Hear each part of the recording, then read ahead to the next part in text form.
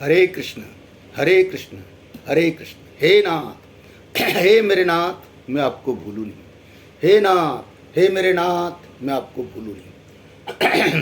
प्रिय गीता प्रेमियों, भगवान श्री सत्यनारायण की व्रत कथा का ये तृतीय अध्याय प्रारंभ किया जा रहा है। आइए भाव से श्रवण करें। श्री सूत जी महाराज जो है वर्णन कर रहे हैं 88,000 सोनकादिक ऋषियों के सामने। तन्मय ऋषियों को निरख बोले सूत सुजान, साधु नाम का वेश था चतुर और धनवान। ये चतुर वेश्यवर एक समय द्रव्योपार्जन की चिंता में घर से परदेश जा रहा था, सामान लाद कर नौका में। इतने में एक देव मंदिर देखा उसने उस समय नया, देखा उसने उस समय नया। बंधुआ कर नाव किनारे से वह उस मंदिर की ओर गया। पहुंचा मंदिर के आंगन में तो सुंदर सुखद दृश्य देखा।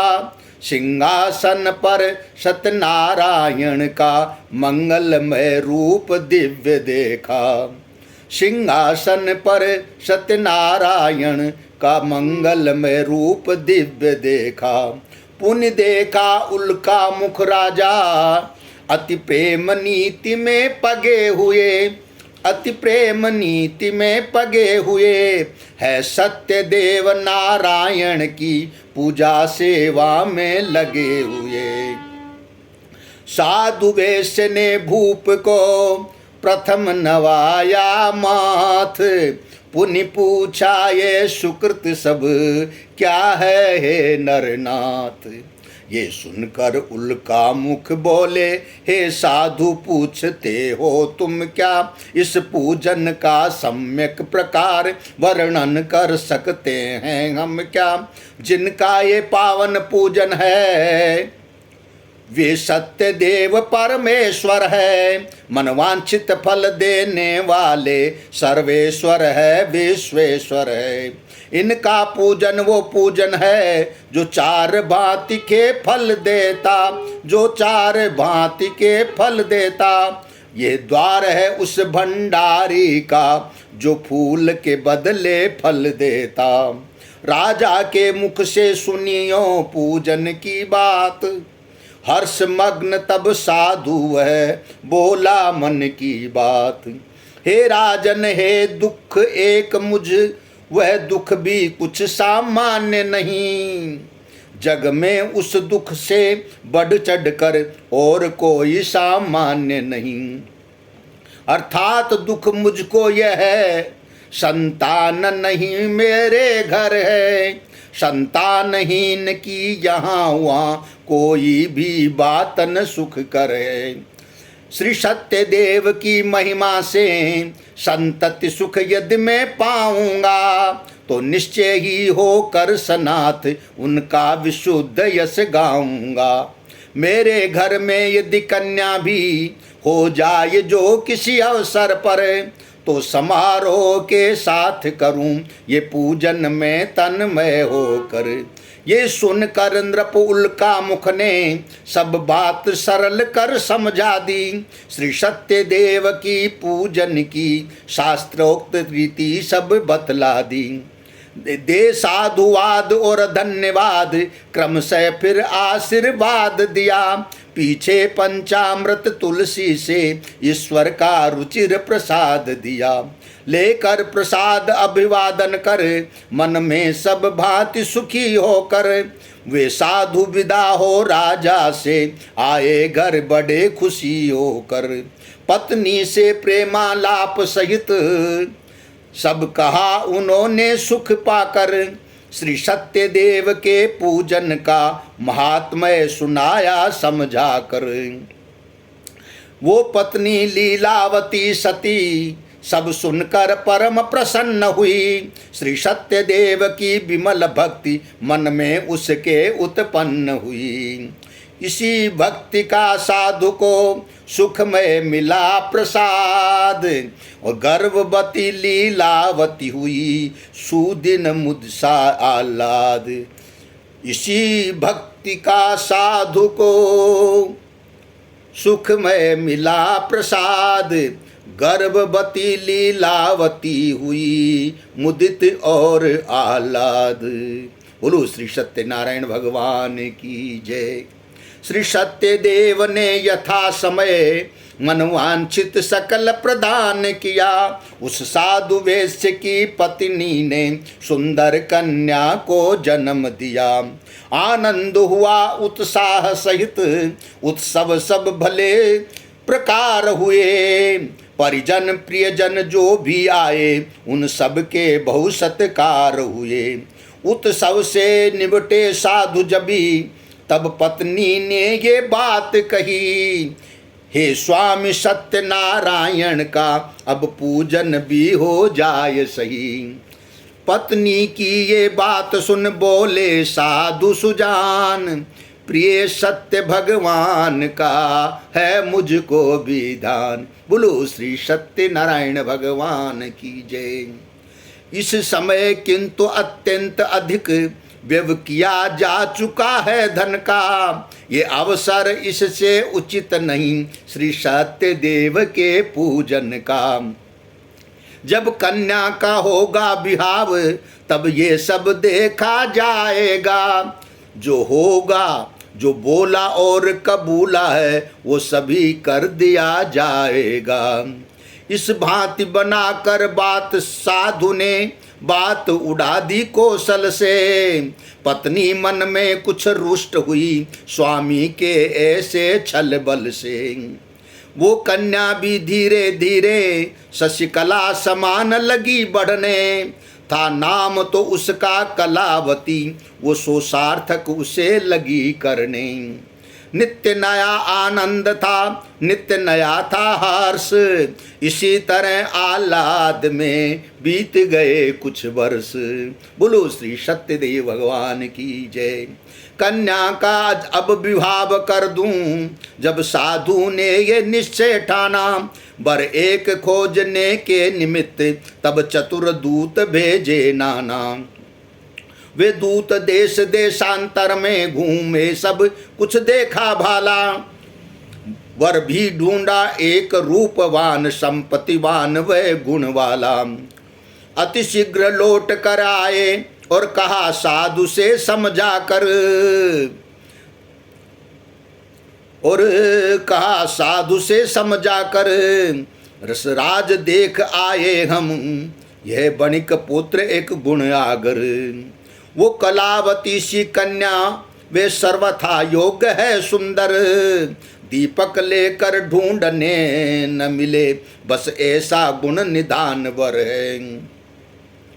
दूतों से जब ये बात सुनी, तब साधु प्रसन्न हुए भारी। अति शीघ्र उन्होंने कर डाली सारी विवाह की तैयारी।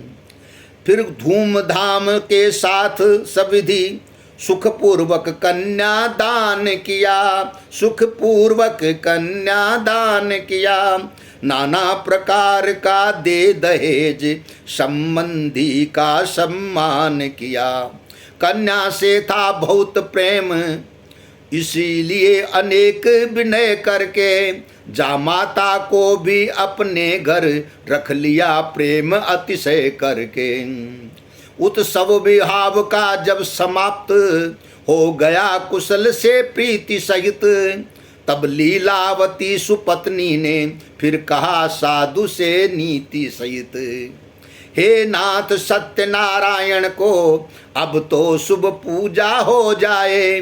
हे नाथ सत्यनारायण की अब तो शुभ पूजा हो जाए। जो भार आपके सिर पर है वो भी बस हल्का हो जाए। बोलो श्री सत्यनारायण भगवान की जय। चतुर साधु ने जब सुना पत्नी का प्रस्ताव, समझाया तब यूं उसे अपने मन की बात।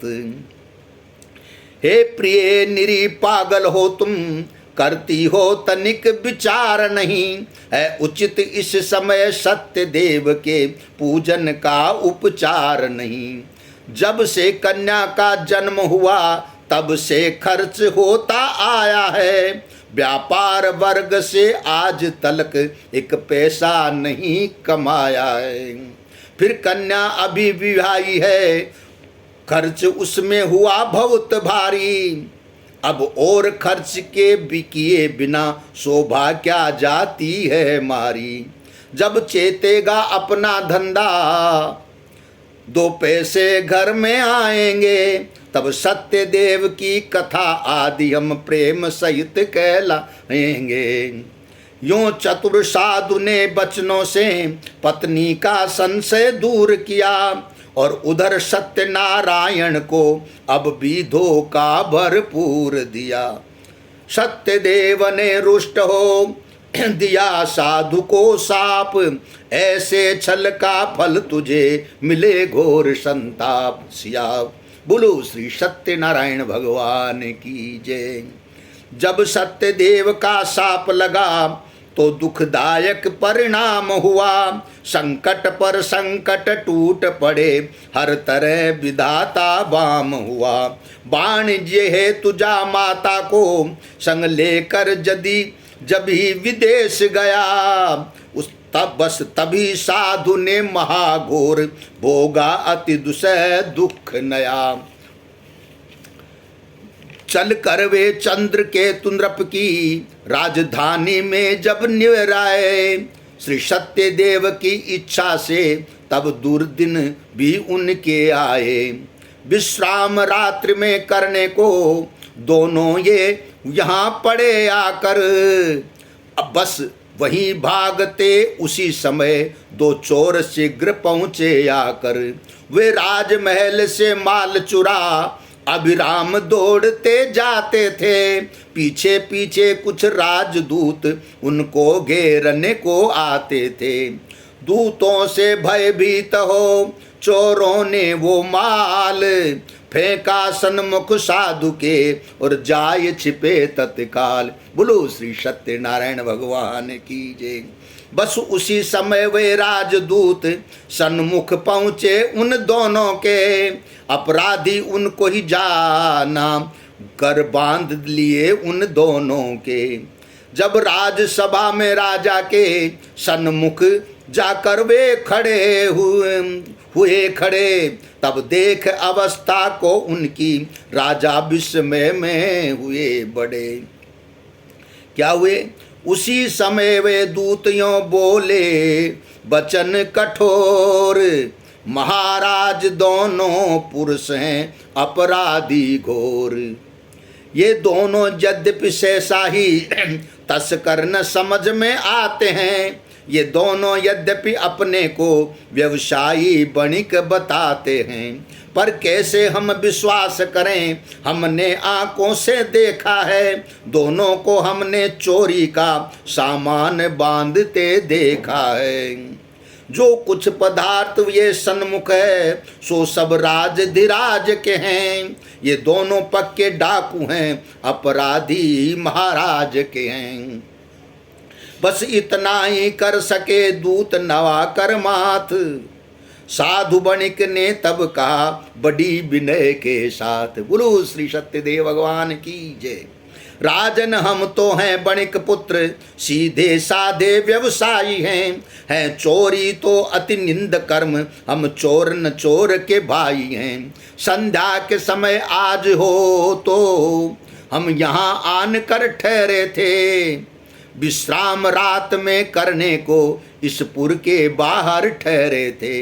ऐसे ही समय उधर होकर दो दुष्ट चोर झट आ निकले, चोरी की ये सब वस्तु हमारे निकट फेंक कर चले गए। हम मन में परम चकित होकर सब वस्तु देखने लगे जभी, ये दूत आपके दंड लिए सहसा जा पहुँचे वहाँ तभी। हे राजन हम निर्दोषी हैं, दूतों ने धोखा खाया है, जो हमें यहाँ ला कर ये सब झूठा अभियोग लगाया है। सत्यदेव के कोप से दुख का मिला प्रसाद, व्यर्थ हुआ सब साधु का किया हुआ प्रतिवाद। बोलो श्री सत्यनारायण भगवान की जय। राजा समझा प्रतिवादी के वचनों में छल चतुराई है, निश्चय दोनों ही झूठे वचनों की बात बनाई है। इसलिए न इनकी बात सुनी, हाँ दंड दिया उनको भारी, दोनों को भेजा कारागृह, ली वस्तु छीन उनकी सारी। ये दोनों यहाँ पड़े दुख में, घर में आपत्ति वहाँ आई, जो कुछ भी लोटा थाली था ले गए चोर सब बरियाई। भगवान सत्यदेव की अवज्ञा के कारण साधु वैश्य राजा के यहाँ बंदी बना ले गया, और उनके घर पर देखिए क्या स्थिति होती है। सारा सामान चोर चुरा कर ले गए। तो दोनों जो है माँ बेटी लीलावती और कलावती, ये दुख सह नहीं सकी, तो घर घर मारी मारी फिरने लगी चिथड़े के लिए, टुकड़े के लिए। तो एक बार क्या हुआ है, एक समय की बात, साधु की वह कंगाल सती कन्या, भिक्षा के लिए किसी द्विज के घर पहुंची कलावती कन्या। उस दिन उस ब्राह्मण के घर पर श्री सत्यदेव का पूजन था, भक्तों को वृंद भक्ति पूर्वक करना प्रभु का गुण कीर्तन था। श्री सत्यदेव का गुण कीर्तन सुन लेने को इच्छुक होकर, वो कलावती भी बैठ गई उस मंडल में उत्सुक होकर। जिस समय समाप्त हुआ कीर्तन, उस समय निशा थी हो गई। रजनी का ध्यान गोड कन्या लेकर प्रसाद घर को गई। घर पर माता ने कहा, बेटी करो विचार, और उचित हुआ क्या आज का यह सदोष व्यवहार। बोलो श्री सत्यनारायण भगवान की जय। श्री कृष्ण गोविंद हरे मुरारे, हे नाथ नारायण वासुदेवा। तुम युवती होकर गत तलक निज घर से बाहर रुकी रही, दुनिया के लोग कहेंगे क्या, इसका विचार कुछ किया नहीं। धनवान चाहे दुष्कर्म करे पर फिर भी आदर पाता है, लेकिन निर्धन इस कारण भी जग में निंदित हो जाता है। संसार बस निरा अंधा है, जनता में इतना ज्ञान कहाँ। झूठा कलंक लगने पर भी फिर मिले न आदर मान कहाँ। बेटी यद्यपि हम निर्धन हैं, पर कुल का अभिमान हमें। धन से भी बढ़कर प्यारा है जग में अपना सम्मान हमें। माता ने जब इस तरह दिया स्वच्छ उपदेश, कलावती ने तब कहा समुचित है आदेश।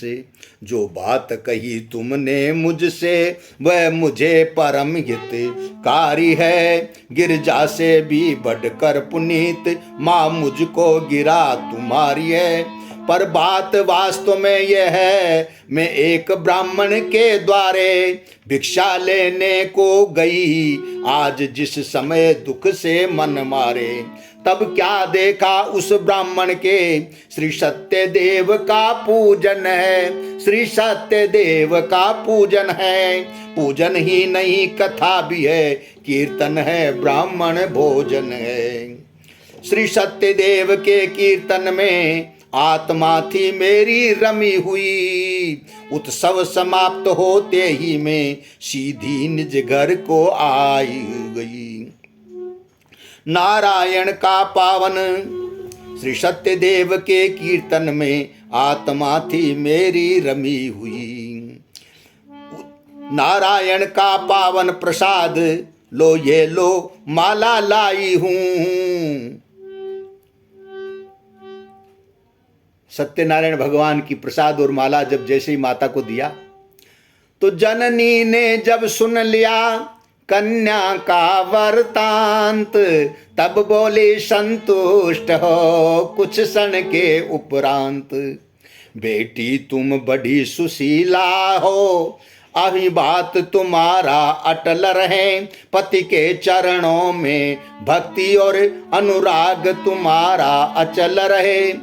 फिर सत्यदेव का वो प्रसाद जो हित से कन्या लाई थी, जिसके कारण वो अपने घर उस दिन विलंब से आई थी। सादर सिर धर कर वो प्रसाद वो बूढ़ी लीला बोल उठी, मानो उस दुख की रजनी में उजियाले का पट खोल उठी। श्री सत्यदेव के पूजन बेटी जब जन्म लिया तुमने, तब पिता तुम्हारे ने मन से श्री सत्यदेव के पूजन का प्रण ठाना था तन मन धन से। यद्यपि उन्होंने प्रेम से उत्सव किए अनेक, किंतु सत्य भगवान का हुआ न पूजन एक। मैंने जब जब उनसे बेटी उस पूजन का अनुरोध किया, तब तब वे रुष्ट हुए मन में मेरा अत्यंत विरोध किया। फिर हुआ तुम्हारा जब विवाह, तब फिर मैंने वो बात कही, पर सत्यदेव का व्रत न हुआ, मैं फिर भी विफल प्रयास रही। अनुमान मुझे ये होता है, हम पर जो संकट आता है, हम पर जो संकट आया है, सो सत्यदेव के प्रति किए हुए अपराधों का फल पाया है। घर सूना है तन रोगी है, हम दोनों कितने दुख में हैं, वे उधर न जाने कैसे संकट में या सुख से हैं। बेटी री कठिन यंत्रणा से अब छूटने का जो साधन है, वो सत्य देव का भक्ति युक्त पूजन बंधन आराधन है। इसी समय चित्त का संशय करो व्यतीत, सत्य देव का नित्य ही पूजन करो पुनीत। बोलो श्री सत्यनारायण भगवान की जय। उस दिन से निर्विकार चित्त हो करके संकल्प सत्य मन में, माता और कन्या लीन हुई श्री सत्य देव के पूजन में। अब लाओ ने जब भक्ति सहित विधि सहित किया पूजन हरि का, तब सत्यलोक में एक दिवस डगमगा उठा आसन हरि का। उस युवती के उस वृद्धा के अनुनय से प्रभु लाचार हुए, अब लाओं का दुख हरने को प्रस्तुत हरि करुणागार हुए। तत्क्षण जाकर वे स्वप्न दिया नृपचंद्र केतु को समझाया, जा माता और साधु का सब वृतांत आदि से बतलाया। फिर कहा साधु को बंधन में रोके रहना अति अनुचित है, बंधन से छोड़ उन्हें उनका धन दे देना ही समुचित है।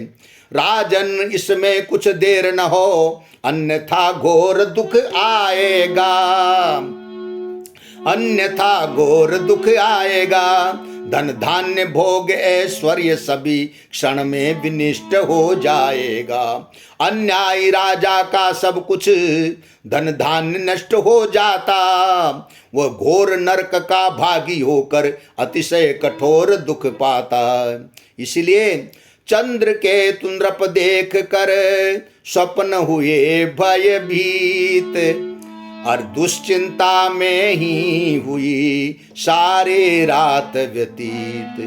प्रातः हुआ तो साधु का बंधन कर सब दूर, विदा किया सन्मान ते देकर धन भरपूर। बोलो श्री सत्यनारायण भगवान की जय।